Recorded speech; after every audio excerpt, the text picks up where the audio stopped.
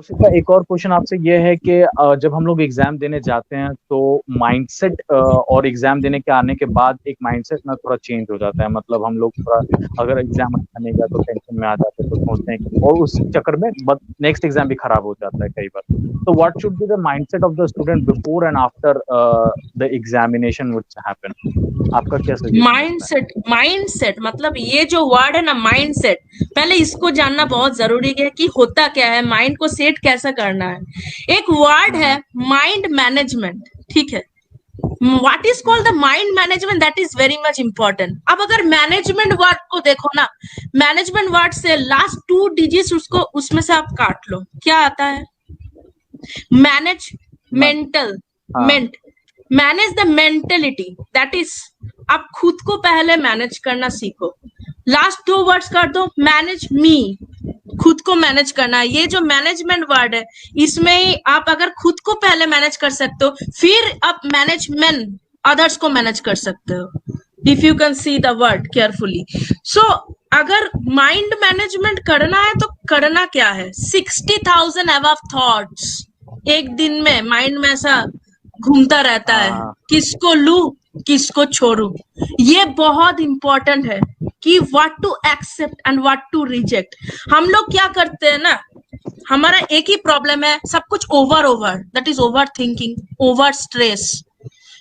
अरे इस बार तो पास होना ही है, नहीं घर में क्या मुंह दिखाओ, पहले ये सब थिंकिंग को तो साइड करो, थोड़ा सा हटा लो। यही मैं पहले से, मैं जब स्टूडेंट थी तभी मैं बोल के आई थी कि हाँ ये जो थिंकिंग है आपका, ये आप साइड में। मेरा बहुत सारा फ्रेंड्स था तो बोलते थे कि अगर शिल्पा इस बार नहीं पास हुए तो बहुत मुश्किल हो जाएगा, ये वो। आई मैंने थिंक ये बोला कि सबने फेस पहले किया एग्जाम होगा, दो। अगर एग्जाम देने हाँ, से पहले बहुत स्टूडेंट्स लोग। हाँ बहुत स्टूडेंट्स लोग यही है कि एग्जाम क्वेश्चन पेपर मिला नहीं, कौन सा क्वेश्चन फर्स्ट अटेम्प्ट करे, कौन सा नहीं हो, मतलब कितना मार्क्स का अटेम्प्ट करे, कितना मार्क्स का छोड़ दे, यही थिंकिंग चलता रहता है क्वेश्चन पेपर मिलने से पहले। कि एक जगह पर माइंड को अच्छा। कंसंट्रेट करो, एग्जाम देने आए हो भाई भूल जाओ, पहले तो क्वेश्चन पेपर पाने से पहले एग्जाम देने आए हम्म। हो, ये बात पूरी तरह से भूल जाओ। First technique I will tell that, ये over stress, over mind management मत करो। ओवर कॉन्फिडेंस, हाँ है हम लोग, कुछ कुछ का तो ऐसा है, अरे भाई पास कर जाएगा कोई नहीं, परो मत, on the stage I will kick it off. So ये भी बहुत बड़ा प्रॉब्लम है। So we need to eradicate this kinds of problems very smoothly. Just concentrate in your mind कि हाँ भाई हमने जैसा पढ़ा वैसा ही फल मिलेगा। तो मेरे बारे में ही देखो आप लोग कि I use to study for about 12 to 14 hours, कुछ टाइम 16 आवर्स भी हो जाता था, सिर्फ सोते थे और उठते थे, ऐसा हो गया था। 3 to 4 आवर्स का ओके। स्लीप, वैसे भी मेरा कुछ दिन पहले भी वैसे ही चल रहा था, जो भी है। तो फिर उसके बाद आई वॉज लाइक, अगर मैं ऐसा सोचूं कि हो पाएगा कि नहीं हो पाएगा, जिस जगह पर आई यूज टू रिसाइड कि वहां पर ना कोई टीचर्स है, पूरा का पूरा I need to believe in online and मेरा खुद का ब्रेन, खुद का हैंड्स, बिलीव करो, लिखो भाई, पास होगा तो होगा, नहीं होगा तो नहीं होगा। तो इस सिचुएशन में इतना टाइम ऑफ आवर स्पेंड करके फिर भी फेलियर होता है तो क्या आएगा दिमाग में, छोड़ दे सीएम। तो अभी तक अगर ये हुआ हम्म। होता तो हम यहाँ पर नहीं होते। At first hmm. In class 11 I have taken science, या आई अच्छा। Have failed in 4 subjects.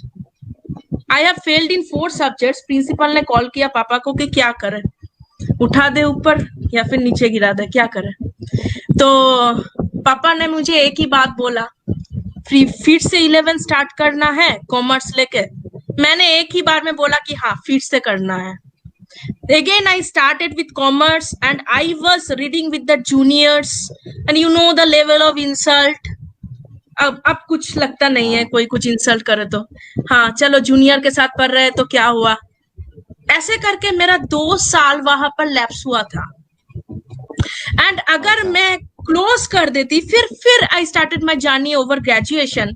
First year में ऐसा लगा कि क्या करें, चलो देखते हैं। बहुत अच्छे से पढ़ेंगे, इस बार माइंड में आ गया है ये कि अच्छे से पढ़ेंगे, कुछ करके दिखाना है। फर्स्ट ईयर में I got like 82% in graduation, तो मेरा थर्ड रैंक आया था मेरा कॉलेज में। So I was ultimately my district rank holder in graduation.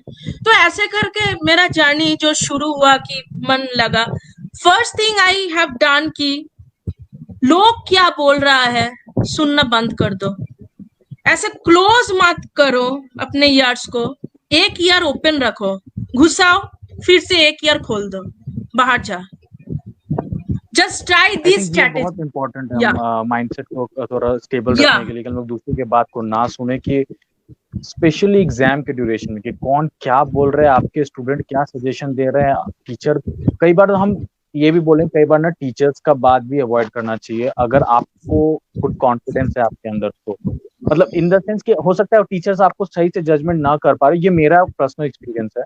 कई बार हो सकता है कि टीचर आपको सही से जजमेंट ना कर पा रहे हो, लेकिन अगर आपको अपने अंदर सेल्फ कॉन्फिडेंस है, not over confidence but self confidence, आपने खुद को एनालाइज कर रखा है, अपने सारे पढ़ाई को लेके, अपने सारे कोर्स को लेके आपने खुद को एनालाइज कर रखा है, तो you should have that stability in your mind कि ठीक है मैं एग्जाम दूंगा। आई थिंक शिल्पा भी वही कह रही हैं कि you have that stability and confidence कि आप और दूसरे के बात को मत सुनो। और एक्चुअली शिल्पा मेन एग्जाम देने के प्रॉब्लम बाद यही है, एक्चुअली मेन प्रॉब्लम यही है कि we use to depend on third parties much. So उसको सिर्फ अगर हम क्लोज कर पाए ना, खुद को सुनो, यही मैं कहूंगी स्टूडेंट्स को अभी। हाँ बोलिए। और एग्जाम देने के बाद कई बार ऐसा होता है ना कि हम लोग क्वेश्चन पेपर के बारे में सोचते रहते हैं और जो नेक्स्ट एग्जाम है ना वो डिस्टर्ब हो जाता है, तो उसमें आई थिंक मेरा what you say about it. या मेरा जो एक्सपीरियंस है, मैं जो करती थी पहले पहले क्वेश्चन पेपर लाके, उसी टाइम मैंने एक बार मतलब I lost for some marks, एक बार फेल किया मैंने सीएमए में इसी चक्कर में। इसलिए याद है कि क्वेश्चन पेपर को लाके कितना मार्क्स मिला, मतलब वी यूज टू कैलकुलेट कि इस पेपर में कितना मिल सकता है मुझको। अगर ऐसा हुआ कि 38 39, बस बाकी का जो एग्जाम है वो अब तो जो होगा दिखा जाएगा, पूरा रिलैक्स्ड। उस दिन कुछ देखा ही नहीं, पढ़ा ही नहीं, क्योंकि ऑलरेडी मैं फेल हूं ना। When you will accept from your mind that you are already a failure, then you are a failure dear, that is the thing that I have learned। पहले एक्सेप्ट कर लो कि जब तक ट्राई करके last अंक तक नहीं पहुंचेंगे ना, तब तक फेलियर को एक्सेप्ट नहीं करेंगे। कौन कहता है मैं फेलियर हूँ? खुद का माइंड कहता है मैं फेलियर हूँ तो ही मैं फेलियर हूँ, नहीं तो मैं फेलियर नहीं हूँ। यही यकीन अपने माइंड में लाना पड़ेगा, सबसे बड़ी बात।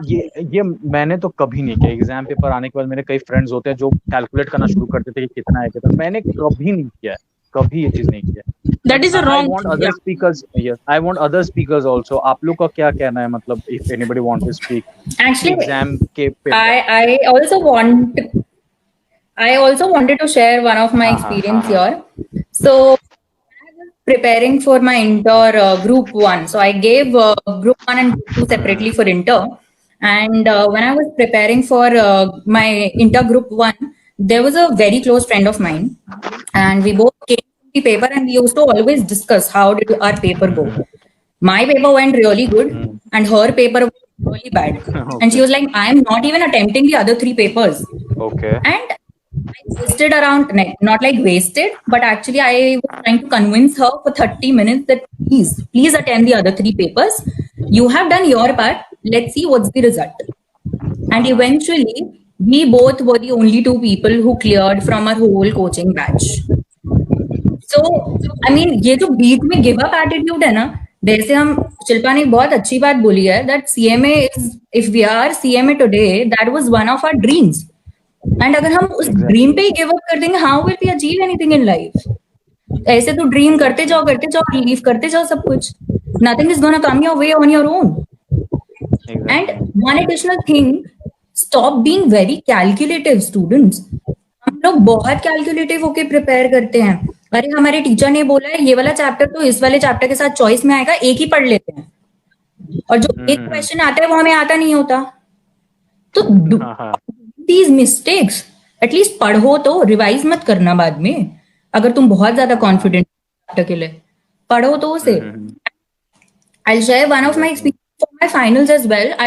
When I was attempting both groups in finals, in the third exam of costing, I was so calculative myself that I started calculating my marks, whether I'll clear or not, and how much I'm gonna get. I started calculating it as soon as I handed over my answer sheet to the teacher, and I came outside of the door of the classroom. And while doing those calculations, I was taking the stairs down, and I fell off. Next paper was of taxation, which was anyways my weak point, and I couldn't even sit to study anything. So don't do all these things. I was lucky enough that I didn't have any injury. Otherwise, I would have wasted like whole year of mine. So stop being calculated. Paper दे दिया, खत्म. ना discuss करो, ना उस question paper को देखना है. 8 पेपर पूरे करो, उसके बाद जितना कैलकुलेट करना है सब कर लेना. I was just saying it is always better to learn from others' mistakes, because if we commit it, then of course we'll have to learn it the harder way. Exactly. अभी कोई अपने experience share कर रहा है, so I haven't been in a situation where I calculated. एक बारी हो गया तो हो गया, टाइम ही नहीं है, नेक्स्ट डे पेपर है. But if you guys are wasting time, you should not, and you have no heard from the horses mouth themselves. Correct. I used to do in inter, but अब finals में मैंने ये सब छोड़ दिया था, क्योंकि इंटर में मैं देख चुकी थी क्या हालत होती है.